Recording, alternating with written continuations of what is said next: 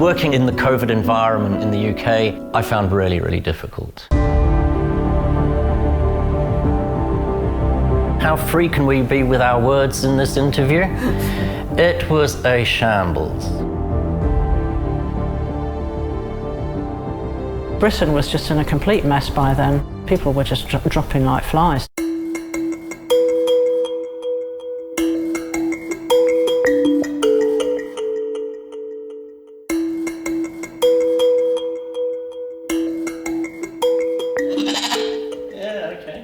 And if you're ever asked in a quiz which team won the FA Cup and got relegated in the same season, the answer is only Wigan Athletic. You weren't even that into football when we lived here before, were you? No, not really. It was only when we went back and you had to escape from Coventry every now and then. In our flat in Coventry, I had to sleep with 2 Wigan flags over our bed. It's normal. It's It's not perfectly normal. Oh, you make me laugh now as much as you did 27 years ago. Of uninterrupted bliss. Come here! Bunnies! And we met through the back pages of Private Eye. That was one of the first things I said to Rich when there are 2 things that you need to know about me. One is I don't want to spend the rest of my life in England, and the other is I don't want children. I thought I should put that one on the line right at the beginning. Last time I did this, I was about 11.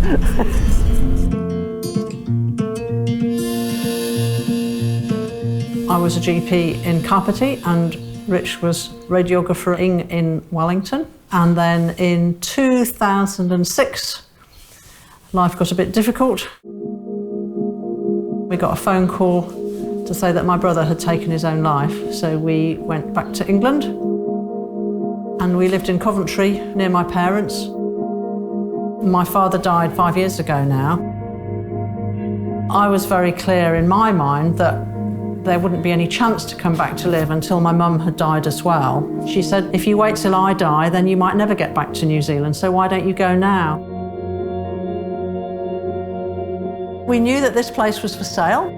Showed my mum the little video that the real estate agent had made, and she just totally said she thought we should come here. So we bought it. So we arrived here the day before Christmas after our 2 weeks in lockdown, and we drove along that road and here it was. And here it was. And so here we are.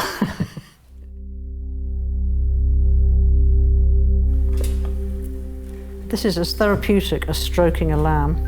I'm conflicted because I feel so fortunate to be here. I feel a bit like I've just opted out. The world's in a mess and I'm in my little bunker. And I also feel bad that I'm not looking after my mum. Hello? Hello, Ma. I thought I was supposed to ring you today. Oh, don't even worry about it. You can ring me on Saturday. My mum and I are both very pragmatic about the fact that she's old and she's going to die one day, but I'd always intended to be with her when that happened. Yeah, it's been terrible the past week or so. Oh. Well, he'll be able to help the pain in your hip. So, yeah, I do feel guilty. And all I hope really is I'd like her to have a dignified death that's slow enough for me to get back and be with her, but not so slow and prolonged that it's horrible for her. Okay, Ali, good to speak to you. All right, look after yourself. Stand you, dear. Bye. Okay, bye. Oh, poor old Ma. It will be such a relief if they do manage to do something about this blinking bloody difficulty in getting back into this country. You all right? And if you'd just like to sanitise before you come in. I don't have to work. I've got my NHS pension now. I work because they need a doctor here and because I enjoy the job. That's okay. Great. New Zealand got off to such a flying start with the COVID thing. I think anyway, really well with it. But it just seems to have slowed down on the race. It's almost as if, having been at the front of the race for a long time, we're lagging behind. Gently breathing in and out, and that's it done. The last time I wore PPE was in the X-ray department at Warwick Hospital where I worked, and during COVID we had to put full PPE on for various different procedures. I thought that would be the last time I did it. Working in the COVID environment in the UK, I found really, really difficult. And as a radiographer, Really, we're as frontline as you can get. Yeah, I was scared and I was anxious all day, every day. The first thing that I was always anxious about was getting the virus and seeing what was happening to so many people in England. And not just dying, just being really, really ill. And then the effects of long COVID. Okay, I'm ready. I'm going to feed the alpacas. We've got 2 alpacas.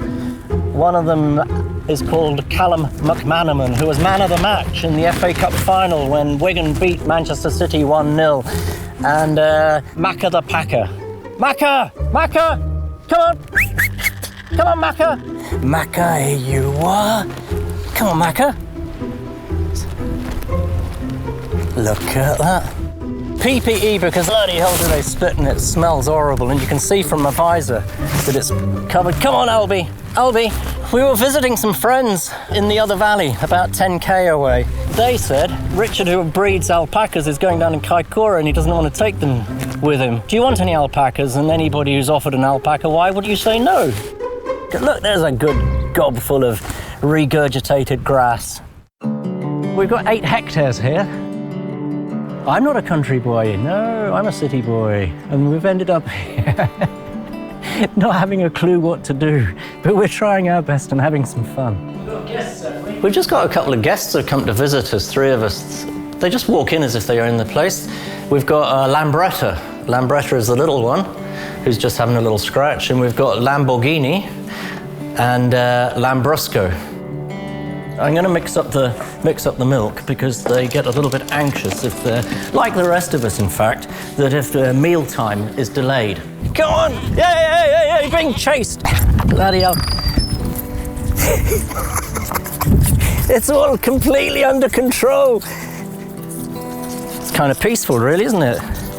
It's almost beginning to look as if I've done it before.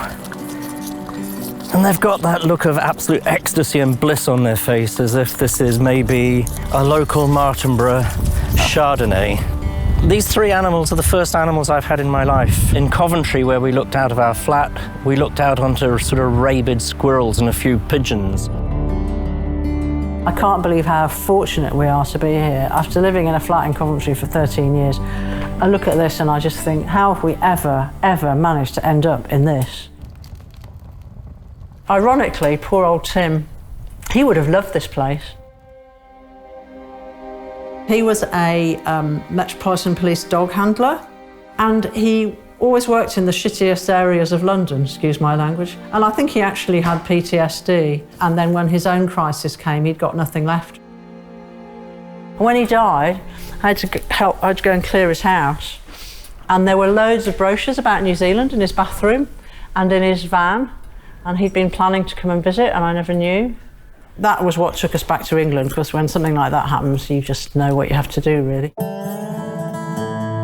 What I thought might do is pull that net sort of here. Yeah. If Joe just backs up, and then we can drag the net. Yeah. The main thing I think I miss is there are certain groups of friends that I had.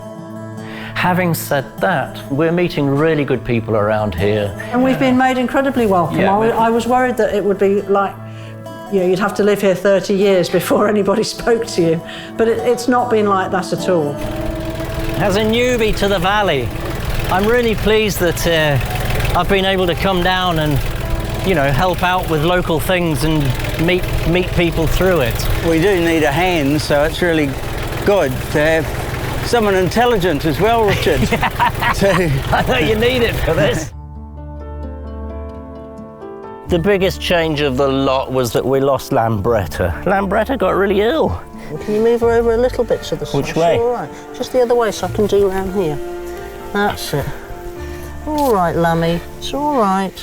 One of the things that really surprised me about it was how upset I was. I cried. I did. I did. Oh, damn it. Tip him sideways, that's it. That's it. It's not going to be for long. It's not going to be for long, mate. It's all right, Lammy. Oh, this wouldn't win any prizes at the Golden Shears, but never mind. I think it would for a novice. I don't think so. Oh, Lammy, I'm sorry. I think she's going to miss them more than she's going to miss me while she's away in England. Well, I can't do a WhatsApp call with the lambs. Ali's mum is going to have a total hip joint replacement, and she's 88, 87. So it'll be good to have Ali there to look after her during that time, and good for Ali. I don't know how I'm going to manage without this place, actually. Got a foot in both camps. I've got 2 passports, 2 homes, but I know where I'd rather be. I've got this real sort of mixture of emotions, because I don't want to go, because I'm really happy here. But I really want to see my mum. It feels a bit surreal, really.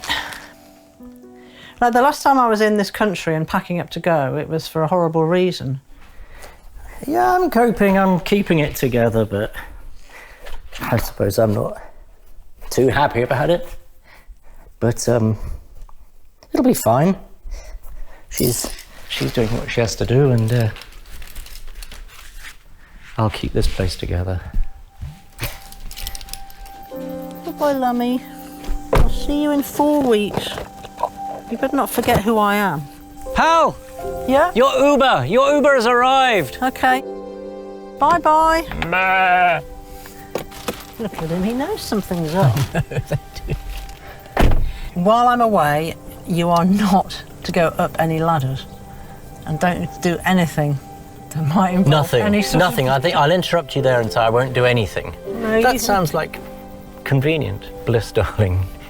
No, but you can just, you know what I mean. You'll have to go through... Yeah, there's no mobile here. If you're away from the landline and something happens, Yeah, there's nobody who'll come and look for you if you don't turn up for dinner, because you'll be on your own. See you, lambs. It won't be long before you're back. See you, packers. Look at your t-shirt and shorts, and in about 15 hours' time, you're going to be putting your duvet jacket on. That we got on her behalf. Yeah, she will be pleased.